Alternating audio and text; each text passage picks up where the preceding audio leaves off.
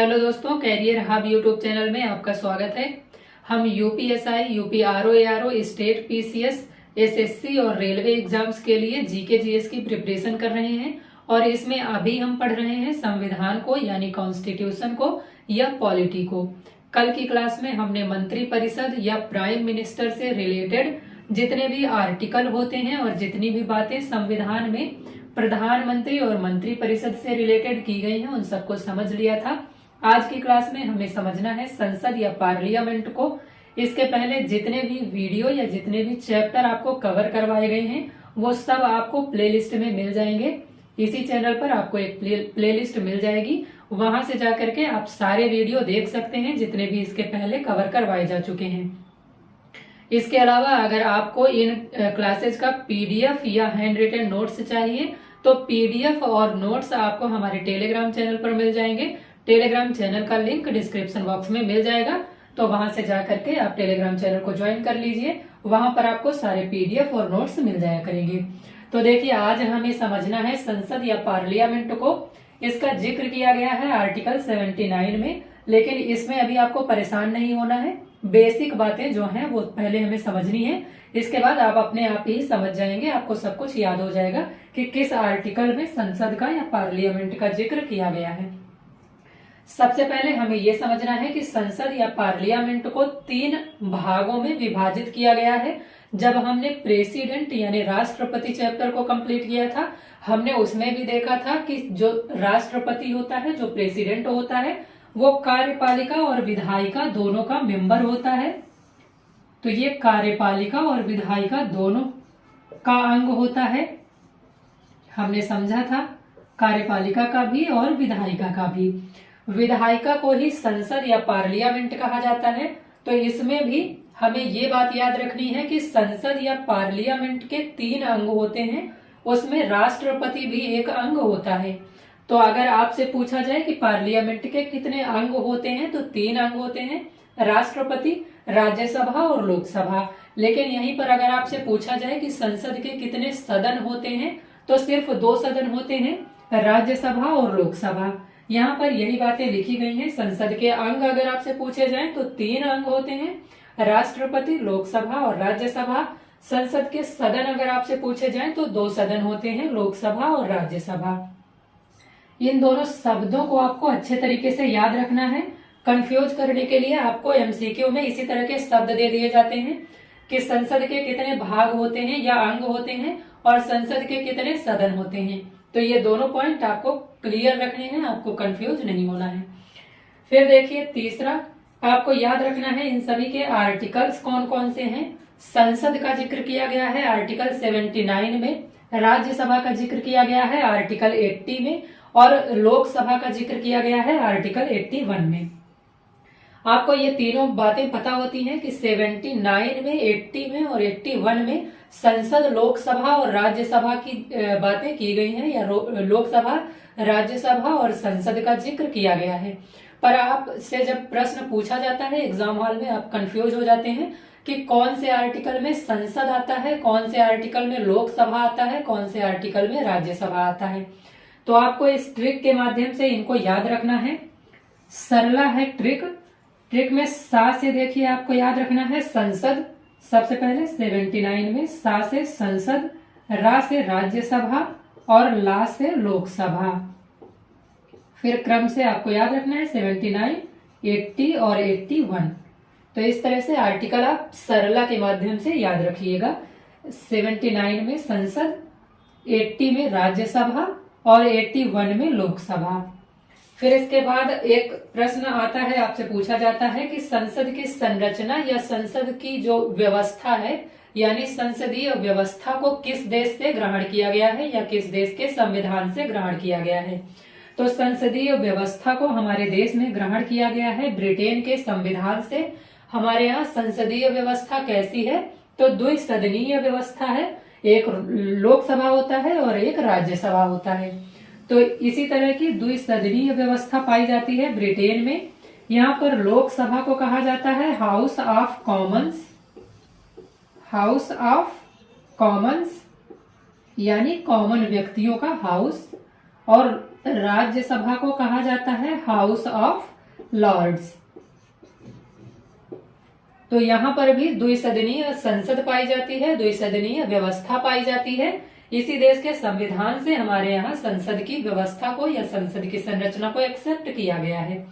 फिर यहीं पर पूछ लिया जाता है कि संसद शब्द या पार्लियामेंट को किस देश के संविधान से लिया गया है। तो देखिए यहाँ पर आपको संसद की जो व्यवस्था है उसको लिया गया है ब्रिटेन से, लेकिन संसद शब्द या पार्लियामेंट शब्द को लिया गया है फ्रांस से। इसलिए कंफ्यूज मत होइएगा। ये प्रश्न अभी ही एक एग्जाम में पूछा गया था, मुझे एग्जाम याद नहीं आ रहा कि किस एग्जाम में पूछा गया था, लेकिन संसद शब्द को किस देश के संविधान से लिया गया है या किस भाषा से लिया गया है ये पूछा गया था। तो आपको याद रखना है कि संसद या पार्लियामेंट शब्द को फ्रांस के संविधान से लिया गया है। फिर भारतीय संसद को डिजाइन किया था, यानी भारतीय संसद को बनाने का काम किया था लुटियन और बेकर नाम के दो आर्किटेक्टों ने। लुटियन और बेकर आपको याद रखना है, ये भी आपसे पूछ लिया जाता है। भारतीय संसद को डिजाइन किया था या बनाया था लुटियन और बेकर नाम के व्यक्तियों ने, और इसको बनाया गया था 1921 में। 1921 से लेकर के 1927 के बीच में इसे बनाया गया था, लेकिन ऑप्शन में आपसे 1921 ही दिया जाता है, तो याद रखना है 1921। फिर अगर आपने कभी भी पॉलिटी नहीं पढ़ रखा है या संविधान नहीं पढ़ रखा है तो आप बहुत बार कंफ्यूज हो जाते हैं कि किसे सांसद कहा जाता है, किसे एमपी कहा जाता है, किसे विधायक कहा जाता है, किसे एमएलए कहा जाता है, किसे मेंबर ऑफ पार्लियामेंट कहा जाता है, किसे मेंबर ऑफ लेजिस्लेटिव असेंबली कहा जाता है।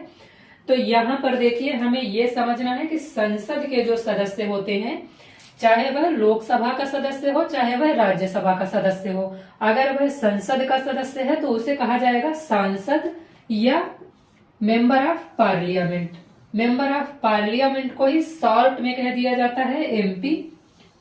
तो अगर संसद का सदस्य होगा तो उसे एमपी कहा जाएगा या सांसद कहा जाएगा या मेंबर ऑफ पार्लियामेंट कहा जाएगा।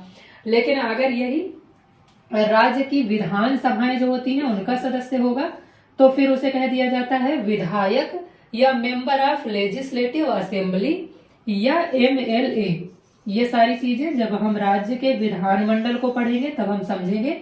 यहाँ पर आप इतना समझ लीजिए कि संसद के सदस्यों को एमपी या सांसद कहा जाता है, राज्य विधानमंडल के सदस्यों को कहा जाता है एमएलए या विधायक। फिर देखिए जो राज्यसभा होती है उसके कारपेट का कलर कई बार आपसे पूछ लिया जाता है। तो जो राज्यसभा का कारपेट होता है, कारपेट का मतलब होता है दरी जो नीचे बिछाई जाती है, उसका रंग होता है लाल या रेड। और लोकसभा में जो कारपेट बिछाया जाता है उसका रंग होता है हरा। हरा इसलिए क्योंकि ये यहाँ पर जो भी प्रतिनिधि आते हैं वो जमीनी स्तर के लोगों द्वारा चुन करके आते हैं। यहाँ पर ज्यादातर लोग ऐसे होते हैं जो आम जनता के द्वारा चुन कर आते हैं, ज्यादातर नहीं, यहाँ पर सभी जितने सदस्य होते हैं आम जनता के द्वारा चुन कर ही आते हैं। दो सदस्य यहाँ पर एंग्लो इंडियन राष्ट्रपति नामित किया करते थे पहले या मनोनीत किया करते थे, बाद में उनको हटा दिया गया है। अभी हम सारी चीजें समझेंगे।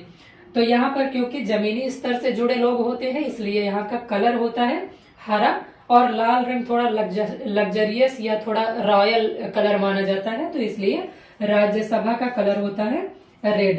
क्योंकि राज्यसभा में ज्यादातर अमीर लोग चुन करके आते हैं तो इसीलिए यहाँ पर लाल रंग का कारपेट बिछाया जाता है और यहाँ पर हरे रंग का। इसीलिए देखिए इसे अभी हमने देखा था कि ब्रिटेन में कहा जाता है हाउस ऑफ लॉर्ड्स और इसे कहा जाता है हाउस ऑफ कॉमन्स। तो ये बातें आप समझ गए होंगे। अब देखिए राज्यसभा और लोकसभा को हमें पढ़ना है। राष्ट्रपति हम पहले ही पढ़ चुके हैं। राज्यसभा का जिक्र किया गया है आर्टिकल 80 में। अभी हमने सरला ट्रिक के माध्यम से याद किया था। संसद का जिक्र किया गया था आर्टिकल 79 में, राज्यसभा का 80 में और लोकसभा का 81 में। तो 80 में किया गया है राज्यसभा का। राज्यसभा को उच्च सदन कहा जाता है और राज्यसभा को ही द्वितीय या सेकंड सदन कहा जाता है। तो राज्यसभा के बारे में आपको याद रखना है, आर्टिकल 80 में इसका जिक्र किया गया है। इसे उच्च सदन कहा जाता है और इसे द्वितीय सदन कहा जाता है। यहीं पर लोकसभा का जिक्र किया गया है आर्टिकल 81 में। इसको कहा जाता है निम्न सदन और इसी को कहा जाता है प्रथम सदन। तो कंफ्यूज मत होइएगा। जो निम्न सदन होता है उसे ही प्रथम सदन कहा जाता है और जो उच्च सदन होता है उसे द्वितीय सदन कहा जाता है। इसी को कहा जाता है लोकप्रिय सदन या जनता का सदन। तो ये भी आप याद रखिएगा, लोकप्रिय या जनता का सदन इसलिए कहा जाता है क्योंकि यहाँ पर जितने भी मेंबर होते हैं वो जनता के द्वारा डायरेक्ट चुन करके आते हैं। अभी आगे हम इनके सदस्य किस तरह से चुन करके आते हैं ये सारी बातें समझेंगे। यहाँ पर जितनी बातें आपको समझाई जा रही हैं बस उन्हीं पर फोकस करिए, वो सारी बातें आपको क्लियर होती जाएंगी तो आगे आपको सारी बातें क्लियर हो जाएंगी, कहीं पर आपको कोई दिक्कत नहीं होगी। अब राज्यसभा में देखिए मैक्सिमम मेंबर हो सकते हैं 250, लेकिन वर्तमान में यहाँ पर 245 सदस्य हैं। यानी अगर भविष्य में बढ़ाने की जरूरत पड़े तो 250 सदस्य राज्यसभा में मैक्सिमम हो सकते हैं। वो वर्तमान में यहाँ पर 245 सदस्य हैं। 233 सदस्य निर्वाचित होते हैं और 12 सदस्य राष्ट्रपति के द्वारा मनोनीत किए जाते हैं। 12 सदस्य राष्ट्रपति जिनको मनोनीत करता है यानी प्रेसिडेंट जिनको अपॉइंट करता है वो कौन कौन से होते हैं। प्रेसिडेंट जिनको मनोनीत करेगा वो कला, साहित्य, विज्ञान या समाज सेवा के क्षेत्र में जिन्होंने उत्कृष्ट काम किया होगा, अच्छा काम किया होगा, उनको ही मनोनीत किया जाएगा। तो 12 सदस्य आपको याद रखने हैं राष्ट्रपति के द्वारा राज्यसभा में मनोनीत किए जाते हैं। ये प्रश्न आपसे बहुत बार एग्जाम में पूछा जाता है कि राज्यसभा में राष्ट्रपति के द्वारा कितने सदस्यों को मनोनीत या नामित किया जाता है। तो 12 सदस्य याद रखिएगा और यहाँ पर 233 सदस्य निर्वाचित होकर के आते हैं। फिर लोकसभा में मैक्सिमम सदस्य पहले हुआ करते थे 552, अभी वर्तमान में मैक्सिमम जो सदस्य हो सकते हैं, अधिकतम सदस्य हो सकते हैं वो होते हैं 550, क्योंकि अभी आपको याद होगा 104वां संविधान संशोधन 2019 हुआ था। 2019 में 104वां संविधान संशोधन हुआ था। इसके माध्यम से जो 2 सदस्य एंग्लो इंडियन हुआ करते थे उनको हटा दिया गया था, उनको समाप्त कर दिया गया था। पहले इसमें होता था कि 2 सदस्य एंग्लो इंडियन जो होंगे यानी जो ब्रिटेन के लोग या जो इंग्लिश लोग होंगे और यहाँ पर रह गए होंगे, उनकी जो पीढ़ियां अभी चल रही होंगी, उनको 2 सदस्यों को राष्ट्रपति के द्वारा यहाँ पर नामित किया जाएगा, मनोनीत किया जाएगा। लेकिन 104वां संविधान संशोधन 2019 के द्वारा यहाँ पर इस प्रावधान को हटा दिया गया संविधान से। तो अब 2 सदस्यों को जो एंग्लो इंडियन होते थे उनको नामित नहीं किया जाता है या उनको मनोनीत नहीं किया जाता है। तो अब जो मैक्सिमम सदस्य हो सकते हैं वो हो सकते हैं 550। आपको याद रखना है लोकसभा में 550 और राज्यसभा में 250, ये मैक्सिमम हो सकते हैं। लेकिन वर्तमान में या वास्तव में अभी होते हैं 545। 245 यहाँ पर होते हैं, 545 यहाँ पर होते हैं। 2 सदस्य एंग्लो इंडियन होते थे, इनको मनोनीत किया जाता था प्रेसिडेंट के द्वारा। इसको 104 संविधान संशोधन के द्वारा समाप्त कर दिया गया। अभी जो होते हैं ये होते हैं 543 सदस्य निर्वाचित होते हैं, जो सिर्फ वही सदस्य होते हैं। तो वास्तव में अभी वर्तमान में 543 सदस्य लोकसभा के होते हैं, ये बात आपको याद रखनी है। तो 543 को भी बांटा गया है।